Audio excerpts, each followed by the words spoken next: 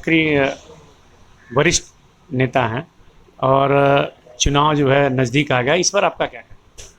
देखिए, चुनाव 1 तारीख को मतदान है, 1 जून को, और महाराजगंज की जनता ही नहीं, पूरे देश की जनता मोदी जी पर, उनके 10 साल के कार्यकाल पर, गरीब कल्याणकारी योजनाओं के विश्वास पर, देश और विदेशों में जो भारत की आन बान शान को उन्होंने बढ़ाने का काम किया है, जो सम्मान दिलाने का काम किया है, जो सामरिक दृष्टिकोण से अंतर्राष्ट्रीय पटल पे जो मजबूती दिलाने का काम किया हिंदुस्तान को, उस पर विश्वास जताते हुए जनता मन बना चुकी है। छठे चरण का चुनाव हो चुका है और छठे चरण में ही हम 400 के नज़दीक हैं और 7वें चरण के अंतिम चुनाव में हम 400 के पार जाएंगे। और मोदी जी का यह नारा अब की बार 400 पार का यहाँ की जनता सफल करेगी और विपक्ष चुनाव नहीं लड़ रहा, यहाँ की जनता खुद चुनाव लड़ रही है।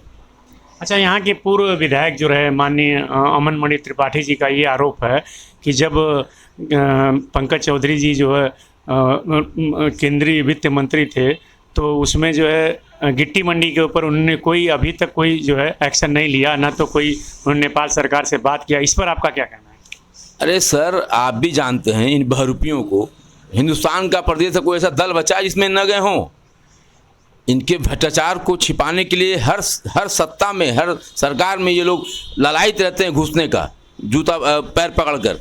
और जहाँ तक गिट्टी मंडी की बात आप कर रहे हैं, वो दूसरे देश का आंतरिक मामला है। वो पर्यावरण से लेकर वहाँ की सुप्रीम कोर्ट ने उस पर रोक लगाई हुई है, वहाँ के सरकार का विषय है, आंतरिक मामला है, ऐसा नहीं है। और इन्हीं दो, जो अमर मणि कुनबा है और जो मुन्ना अखिलेश का कुनबा है, इन्हीं के राजनीतिक द्वंद्व में, वहाँ लूट मचाने के द्वंद्व में, यहाँ के गिट्टी मंडी जो उद्योग था यहाँ पे, नेपाल से लेकर हिंदुस्तान तक लाखों लोगों का रोजगार का माध्यम था। खलासी से लेके, मजदूर से लेके, ड्राइवर से लेके, मुंशी मुनीब से लेके, हर लोगों का इससे जुड़ाव था, लोगों की जीविका चलती थी। इन दोनों के आपसी लड़ाई नुरा कुश्ती में इन्होंने मारा बर्बाद कर दिया। आरोप लगा रहे हैं केंद्रीय वित्त मंत्री के ऊपर। केंद्रीय वित्त मंत्री दूध की तरह साफ है वो आदमी, और ऐसा नहीं कि प्रयास नहीं हुआ, लेकिन वो दूसरे देश का मामला है। उनके पर्यावरण को लेकर, उनके आर्थिक स्थिति लेकर वो डिसीजन लेंगे कि दूसरा देश डिसीजन लेगा। तो ये कोरी बात है, बकवास बात है, कहने को कुछ नहीं है। अरे अपने भ्रष्टाचारी ये हैं, ये भूमाफिया है, सब हैं, माफिया हैं।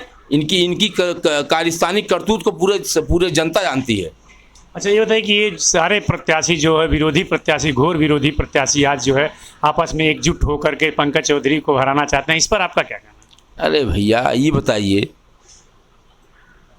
पंकज चौधरी और नरेंद्र मोदी राष्ट्र बनाने को लेकर चुनाव लड़ रहे हैं, जनता के बीच गए हैं और जनता मुतमईन है उनके ऊपर, कहीं से बरगलाने और भ्रम में आने वाली नहीं है। और इनके